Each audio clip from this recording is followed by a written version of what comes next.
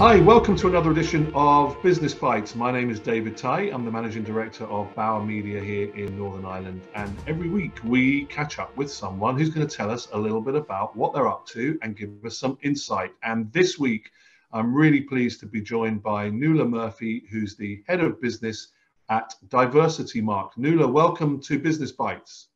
Hi, David. Thank you so much for having me. Well, it's great to have you. Time is always against us on these conversations, so we will crack into the questions. So it's good to see the diversity mark actually on your screen there as well, which is good news.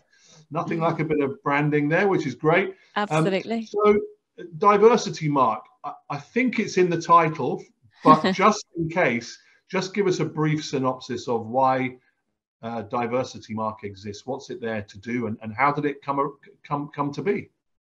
Yeah, so Diversity Mark is the awarding authority for diversity and inclusion in the workplace.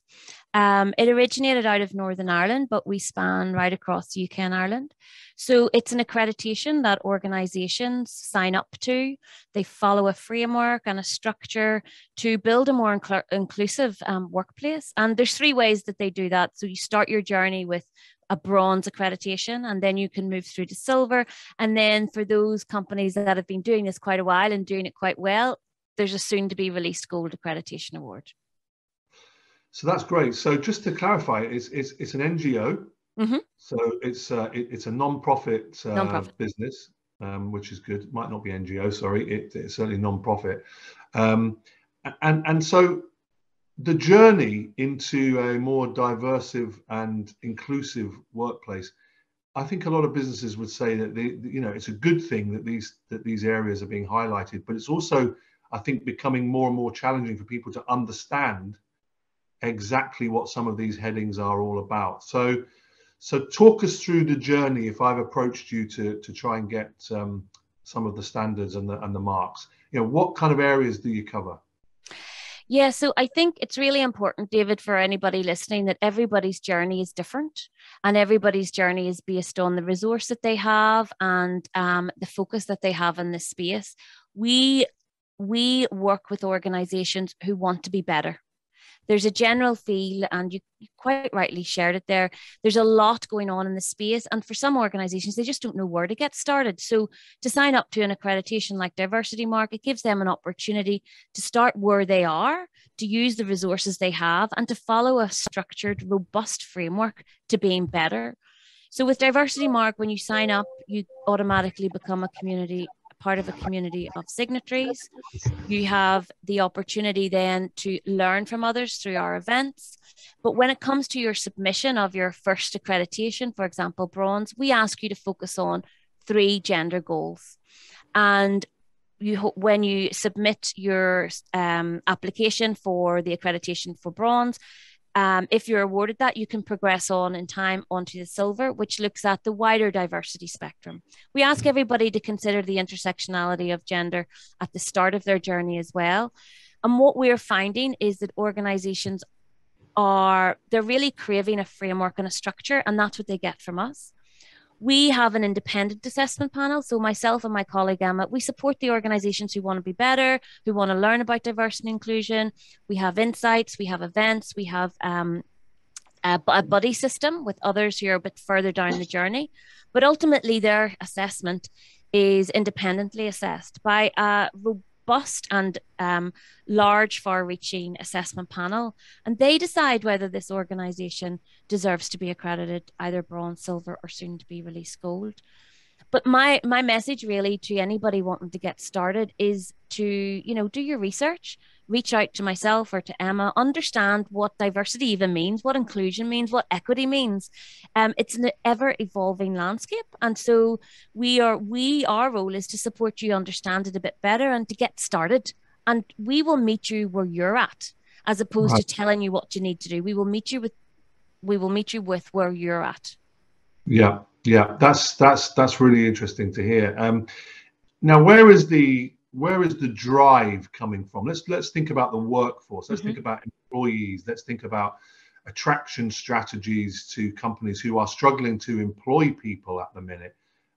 Where does diversity and inclusivity fit into that part of the equation. It's playing a major part, isn't it? It is, yeah. And I mean, the pandemic taught us a lot. It shone a huge light on the extra work that was being done in the workplace, especially by women. Women really stepped up as leaders. Not only were they doing a great job, but they were also doing a great job at home, managing all the logistics. And the McKinsey report tells us exactly how a lot of the diversity and inclusion leaders were 95% of them were women during the pandemic, and they've come out the other side. The landscape right now, what our signatories are telling us, and also what the research supports, is that it's a candidates market. So when you're faced with people who have a choice of where they want to work, well, what we're hearing in interviews is candidates asking, what are your representation policies? What's the advancement for women in the workplace? How do you support my community to thrive, and how are you inclusive, and how are you equitable?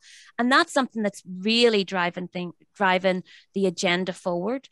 It's no longer just the right thing to do for businesses. It's actually a really good business need and a good business decision. Companies that are more representative, more inclusive, perform better. Boards with more women on them outperform those that don't. Innovation teams with a more diverse representation build better products. It's a no-brainer. And now it's less about visionary leaders that we would have seen maybe 5-6 years ago. It's more about diversity and inclusion as mainstream, and people have to get on board in order to really be better, both as a company, as a team, as a community of employees and workplace. And obviously, you're exposed to many companies who are doing, who are doing well in this area. What kind of characteristics do you see in companies that where this is absolutely flying, this area? Are there things that these companies who do this well have in common in terms of their leadership? Yeah, I definitely think there is an element of listening to your staff, understanding first and foremost the representation, the data there, being open to listen to the challenges that they face to be able to perform.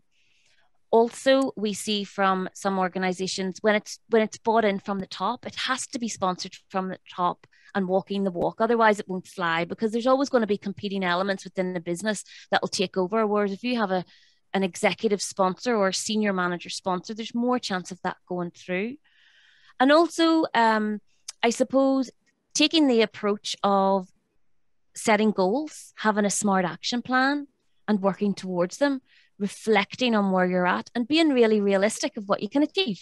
Everybody wants to go for gold, but we keep them, we get everyone to start at bronze and then you progress through, because it is a journey. And actually we call it, a journey for everyone involved, and everyone's journey is different. So I think being open to listening truly is the biggest success criteria, as well as top level buy-in. Well, that's really great advice, Nuala, and we really appreciate it. And so if someone's watching this and they want to start that journey with a diversity mark, as a reward, what should they do next? Yeah, so I think we are online. We're on LinkedIn. We're on Instagram. We have our website, diversitymarkni.co.uk. Reach out to me. Have an introductory call just to connect, and we'll understand where you're at, and you can tell us where you think you need help, or where you think you don't need help and you want to progress. We really want to have the conversation with organizations, and we want to support their journey. So consider us a safe pair of hands to get you on the journey and to connect you with other people a little bit further down that journey. Because it's not only the right thing to do, it's good for business, and that's ultimately good for our economy. And the more diverse and inclusive workplace we have, the better performing we will all be.